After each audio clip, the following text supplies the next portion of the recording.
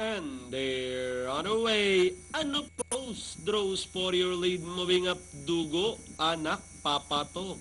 Aloha, moving up by the rail, followed by Friendly Fire. Extra Strong, moving up to take fourth.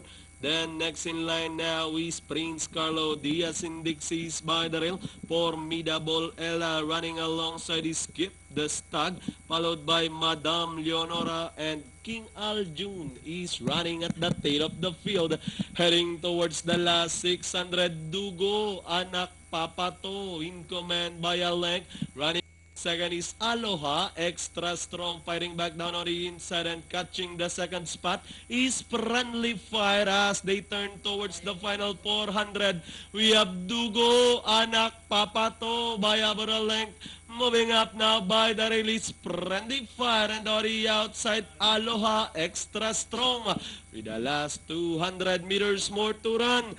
Friendly Fire this time by about 4 lengths. Running on the outside, second now is Aloha by the rail, Dugo, Anak, Papato, Unopposed, and Formidable Ella. With the last 50 meters, it's going to be Friendly Fire, Unopposed, Formidable Ella, Aloha. Then comes Prince Carlo for your pen.